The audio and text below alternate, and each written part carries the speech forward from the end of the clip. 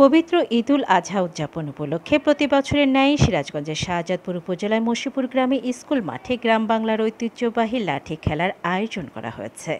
সিরাজগঞ্জের শাহজাদপুর থেকে আমিরুল ইসলামের পাঠানো তথ্য ভিডিও চিত্রের ডেস্ক রিপোর্ট।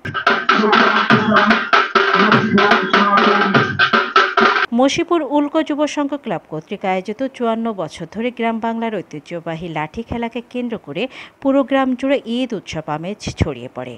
ঢাক ঢোল আর সানাইয়ের বাজনার তালে তালে খেলোয়াড়রা লাঠি হাতে নাচ ও কসরত দেখিয়ে উপস্থিত শত শত দর্শকদের মনোমুগ্ধ করে।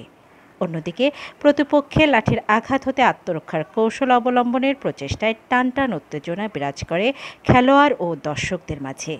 ঐতিহ্যবাহী এই খেলা দেখতে আসে শিশু থেকে বৃদ্ধ বয়সের হাজারো দর্শক। গ্রাম বাংলার ঐতিহ্যবাহী লাঠি খেলা, এটা যেমন গ্রামের এবং এলাকার জন্য প্রতি একটি উৎসবমুখর পরিবেশ বিরাজ করে। তো আমি উল্কা সংঘের প্রতিটি সদস্যকে আমার ব্যক্তিগত পক্ষ থেকে ধন্যবাদ এবং অভিনন্দন জানাচ্ছি। প্রতি বছরই এরকম ঈদের পরে লাঠিবাড়ি খেলা সহ আর অন্য নানা ধরনের খেলাধুলা হয়। আমরা দূর দূরান্ত থেকে মসিপুর সরকারি প্রাথমিক বিদ্যালয়ে আমরা এই খেলা দেখার জন্য ছুটে আসি। ঢাকা থেকে আমার দাদার বাড়ি ঘুরতে আসছি। এই বাড়িতে লাঠিবাড়ি খেলা হবে এই জন্য শুনে আমি ছুটে এসেছি। ঢাকাতে প্রতি বছরই আমি এই জায়গায় খেলা দেখতে আসি। খেলাটি আমার অনেক ভালো লাগে।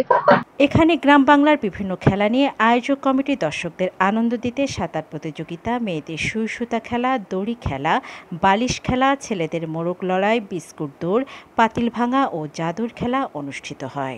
দৌড়ে অংশগ্রহণ করছিলাম, দ্বিতীয় হয়েছি, এর জন্য ভালো লাগছে। এই গ্রামে মসিপুর গ্রামে প্রতি বছরই খেলা হয়, আমরা দেখি এবং অংশগ্রহণ করি। প্রতি বছর এই খেলা দেখতে আসি। এই খেলাটা আমাদের অনেক ভালো লাগে। আর আমার বান্ধবীর সাথে আমরা প্রতি বছরই খেলা দেখতে আসি, আর এইবারও এসেছি।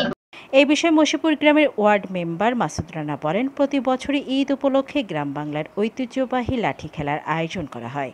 এরই ধারাবাহিকতায় এবছর এই খেলা অনুষ্ঠিত হয়েছে। বিকেল ৩টা থেকে শুরু হয়ে সন্ধ্যা ৬টা পর্যন্ত এই খেলা চলে। এই খেলায় সভাপতিত্ব করেন ওমর ফারুক। সর্বশেষে বিজয়ীদের মধ্যে পুরস্কার বিতরণ করা হয়।